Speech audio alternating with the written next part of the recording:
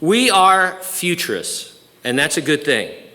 We believe that all yet to be fulfilled prophecies are going to be fulfilled in a physical, literal, global, apocalyptic context. For example, beginning in chapter 4, we believe that everything in the book of the Revelation of Jesus Christ is future to us.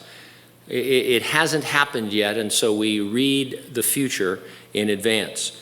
It makes sense that the world would be moving in the direction that the unfulfilled prophecies predict. And so we have a list of a few things that we look for in the news or that are trending. The first four on this list have to do with the nation of Israel. And with the world's attention on Israel right now, you can see how exciting this is, the Lord predicting what was going to happen in Israel centuries ago. First of all, we look for the reemergence of Israel as a nation. Obviously, that happened in May of 1948 against all odds. That there would be international conflict over Israel, that the alignment of hostile nations against Israel would line up just as it is today. And there are efforts of Israel to rebuild their temple. We talk about that from time to time, how it would be simple for them to construct a temporary tent temple like they had in the wilderness. They have all the implements, they have the priests trained, they've got the ashes of a red heifer. They're all set for that. And so anytime Israel is happening, you're looking at Bible prophecy unfolding.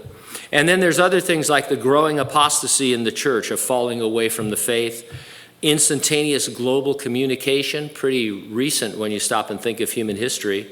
The move towards a global government and towards a global cashless society, accessed by some kind of personal identifier. And we talk about the exponential leap in human knowledge that's prophesied by Daniel in chapter 12 of his book. All of these, and I say this honestly, are trending like never before, all at the same time. They seem to be converging.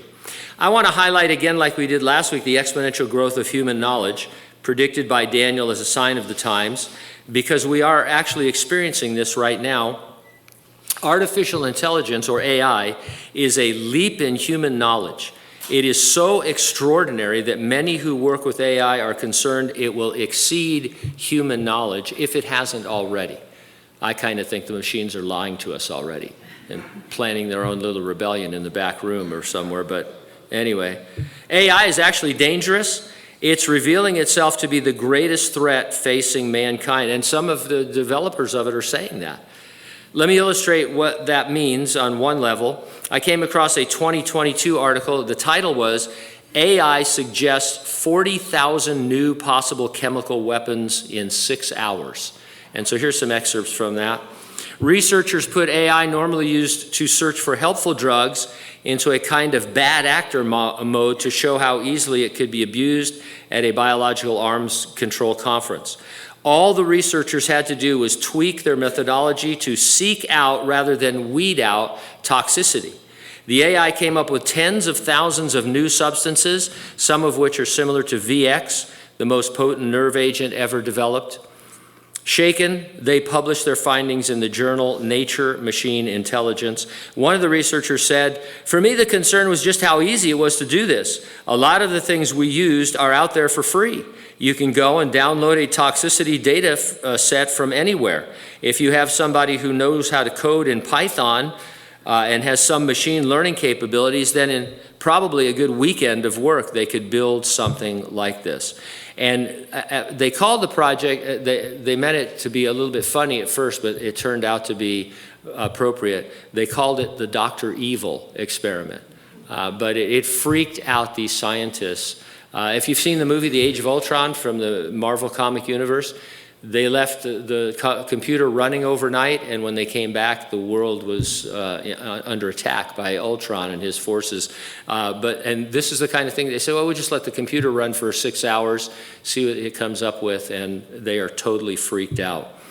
Now, we're not saying this is the imminent threat facing the human race. We read the future in the book of the Revelation. We know how things are going to go. What we are saying is that in the 6th century BC, Daniel said that in the last days it would be characterized by an absolute exponential explosion of human knowledge. And up until now, we used to talk about human knowledge every now and then. We'd say, well, it's doubled since this time, and now it's only taking 12 days to double or whatever it is. This is like human knowledge like we've never thought of before, and it's kind of crazy. Now, Jesus promised the church, I will keep you from the hour of trial which will come upon the whole world to test those who dwell on the earth.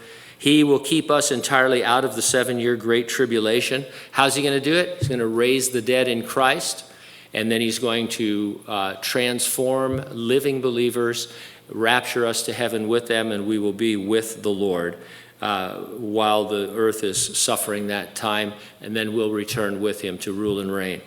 Nothing needs to occur before Jesus can come for us. It is imminent, anytime. Are you ready for the rapture? If not, get ready and stay ready. Keep looking up because, ready or not, Jesus is coming.